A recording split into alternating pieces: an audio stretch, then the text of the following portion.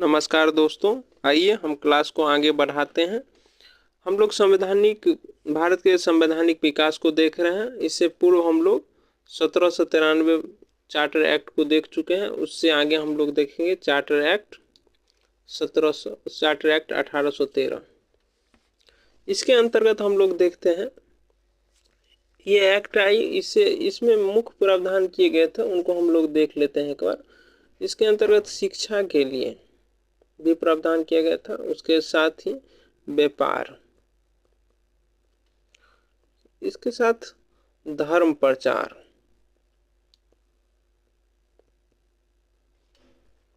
व्यक्तिगत कर,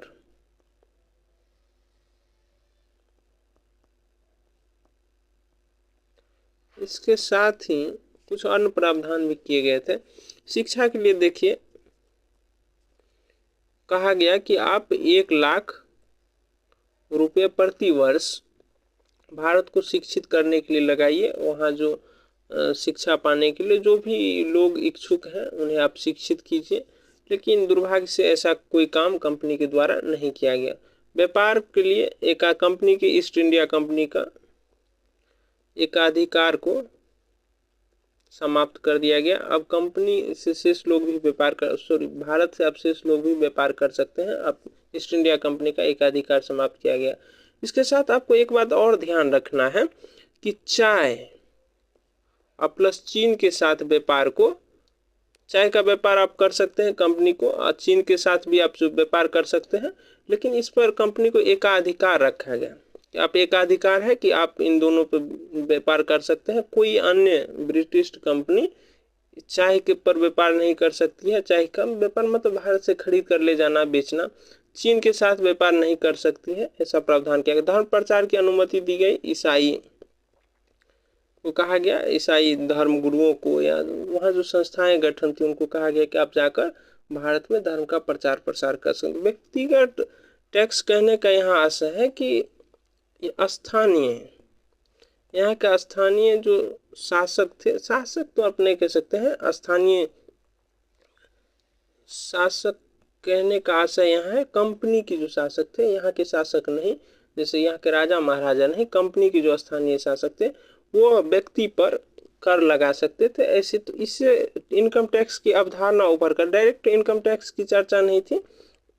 इसी कॉन्सेप्ट के अंतर्गत इनकम टैक्स की अवधारणा भी आती है। लेकिन कह सकते हैं कि चार्टर एक्ट 1813 में ऐसा इनकम टैक्स का प्रावधान नहीं किया गया था। लेकिन इनकम टैक्स की अवधारणा यहीं से उपजती है कंपनी द्वारा। आगे हम लोग देखेंगे।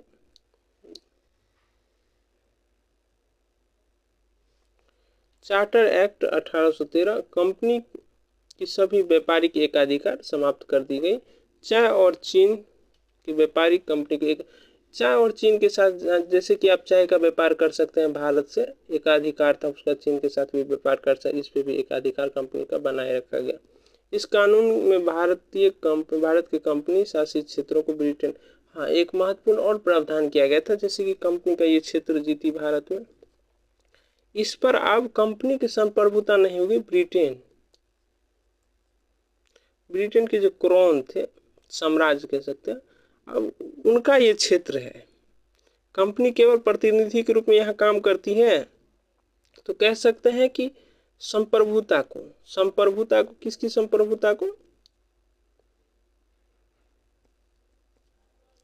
सम्राट ब्रिटेन के राजा की संप्रभुता प्रकट स्थापित की।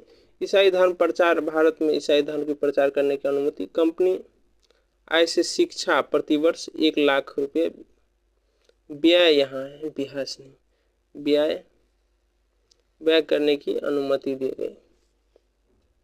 फिर आगे हम लोग देते हैं चार्टर एक्ट 1833 के अंतर्गत शेष प्रावधान आप देखते होंगे। शुरू से 1773 से हम लोग जब एक्ट पढ़े, चार्टर रेगुलेटिंग एक्ट से, आप वहाँ से कॉन्सेप्ट को अगर जोड़े तो उन्हीं में संशोधन आगे होते रहेंगे।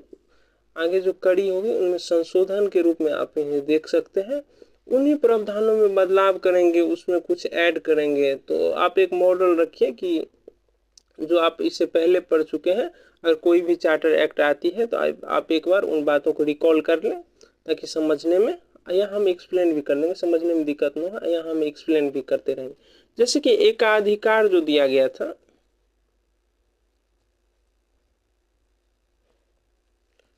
किस पे एकाधिकार दिया गया था कंपनी को 1813 में? चाय प्लस चीन। चीन चीन देश है ना, चीन के साथ भी व्यापार कर सकते हैं। चीनी नहीं समझना चाहिए, चीन चीन कंट्री है, अभी भी कंट्री है चीन। चीन के साथ व्यापार पर एकाधिकार रखा गया था। इन दोनों को भी समाप्त कर दिया गया। और भारत के जो बंगाल के गवर्नर थे, उसको भारत के गवर्नर जनरल अब कहा जाने लगा। विलियम बेंटिंक थे। विलियम बेंटिंक पहले गवर्नर जनरल, भारत के गवर्नर जनरल बने। इसके अंतर्गत क्या क्या कानून बनाने का, प्रांतों को जो प्रेसिडेंसी थी, कानून बनाने का अधिकार ले लिया गया। किससे? प्रांतों से। प्रांतों प्रेसिडेंसी बंगाल, सॉरी उसमें कह सकते हैं मद्रास और आपका बॉम्बे, इनसे कानून बनाने का अधिकार भी ले लिया गया। अब कानून कौन बनाएंगे? कार्यकारिणी परिषद। कहाँ की कार्यकारिणी परिषद? पहले तो बंगाल की कार्यकारिणी परिषद थी, गवर्नर जनरल के कार्यकारिणी परिषद।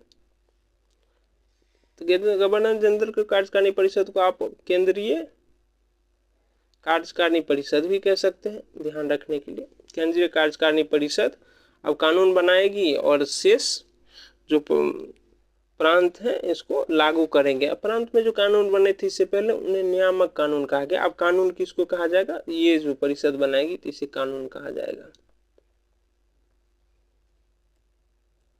फिर आप देखेंगे कि कार्यकारिणी परिषद में ही एक विधि सलाहकार की नियुक्ति लॉर्ड मैकाले विधि सलाहकार बने, नियुक्ति की जाती है। कानून देख रहे हैं कि अब प्रांतों से कानून बनाने का अधिकार छीन लिया गया, तो कानून को एक व्यवस्थित रूप देने के लिए एक विधि सलाहकार की नियुक्ति की गई। इसके बाद आप देखते हैं कि दास प्रथा उन्मूलन के लिए भी इनमें प्रावधान किया गया था। रेगुलेटिंग चार्टर एक्ट 1833 में। उसके बाद हम लोग देखते हैं कि 1843 में सती प्रथा का, सॉरी दास प्रथा का उन्मूलन हो जाता है। उन्मूलन के अंतर्गत कितना में? 1843 में। आगे हम लोग देखते हैं चार्टर एक्ट 1833। चाय के व्यापार, चीन के साथ व्यापार पर कंपनी के एकाधिकार समाप्त कर दिया गया। केंद्रीकरण शासन का प्रयास। केंद्रीकरण शासन के प्रयास के अंतर्गत आप देखें कि पहले जो गवर्नर जनरल थे तो बंगाल के गवर्नर जनरल थे, अब उनको भारत का गवर्नर जनरल बना दिया गया। बंगाल का गवर्नर जनरल को भारत का गवर्नर जनरल बना दिया गया। विलियम बेंटिंक भारत के प्रथम गवर्नर जनरल थे। मद्रास, बम्बई की कानून बनाने की शक्ति समाप्त कर दी गई। अब केंद्रीय कार्यकारी परिषद संपूर्ण भारत के लिए कानून बना सकते हैं। गवर्नर जनरल कार्यकारी परिषद में पहली बार विधि विशेषज्ञ सदस्यों की नियुक्ति की गई। लॉर्ड मैकाले प्रथम विधि विशेषज्ञ थे। विधि आयोग का गठन मैकाले की अध्यक्षता में की जाती है। उसके बाद अब भारतीयों को केवल एक महत्वपूर्ण प्रावधान और किया गया। भारत में तो कंपनी के जो कर्मचारी की नियुक्ति होती थी, क्लर्क होते थे, और सब काम करने के लिए जो नियुक्ति की जाती थी उनमें देखा जाता था, उसमें भेदभाव किया जाता था। किस पे? धर्म, वंश, रंग या जन्म स्थान के आधार पर भेदभाव किया जाता था। तो भेदभाव को समाप्त कर दिया गया था। अब कहा गया कि अब भारतीयों को केवल धर्म, वंश, रंग, जन्म स्थान इत्यादि के आधार पर कंपनी के किसी पद के लिए वंचित नहीं किया जाएगा। पद पे आप नियुक्त कर सकते हैं। जैसे कि धर्म, वंश, रंग, जन्म स्थान के आधार पर पहले भेदभाव किया जाता था, उसी को अब समाप्त कर दिया गया। भारत में दास प्रथा को गैर कानूनी घोषित कर दिया गया। 1843 में देखते हैं दास प्रथा का उन्मूलन हो जाता है। फिर आगे हम लोग देखते हैं कि चार्टर एक्ट 1853, इसके अंतर्गत प्रावधान क्या किया गया? पृथककरण किसका किसका? कार्यकारी, कार्यपालक कह सकते हैं, और विधायी। विधायी के अंतर्गत विधान परिषद का गठन किया गया। विधान परिषद क्या करेगी? कानून बनाएगी। यहाँ केंद्रीय विधान परिषद हो जाएगा केंद्र के लिए। केंद्रीय कार्यकारी परिषद,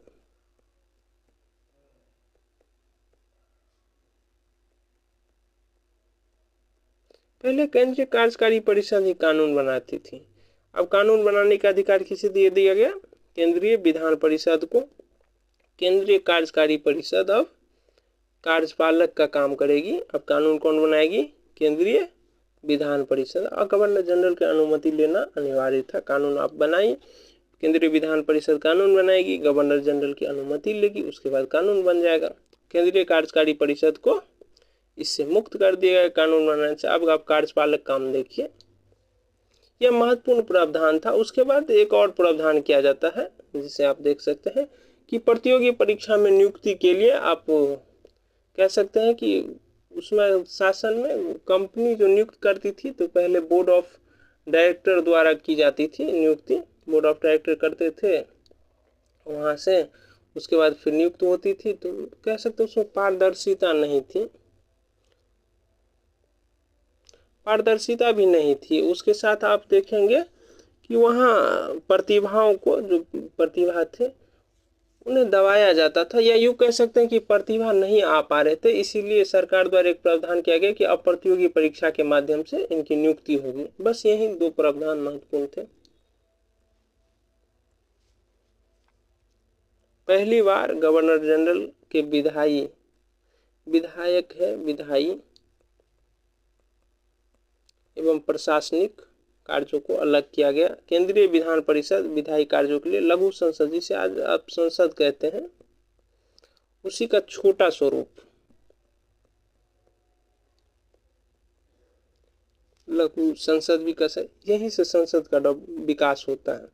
जैसे कि संविधान में आप संसद का प्रावधान देखते हैं ना, तो संसद का प्रावधान यहीं से, संसद का छोटा आकार है।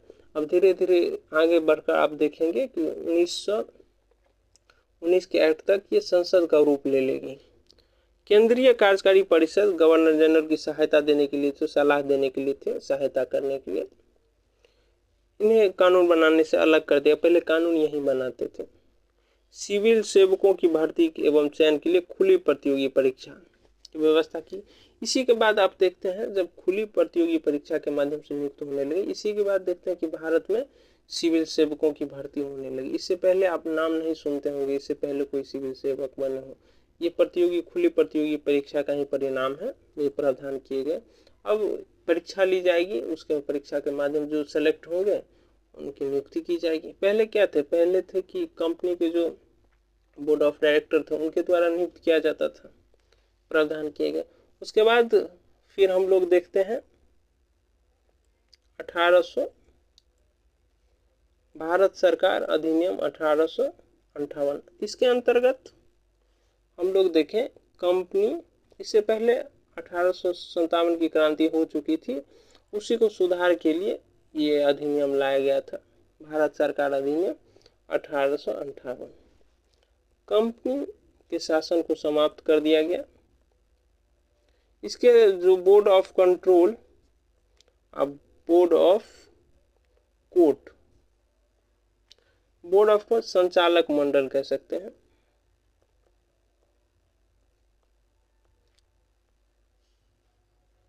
ये थे नियंत्रक मंडल।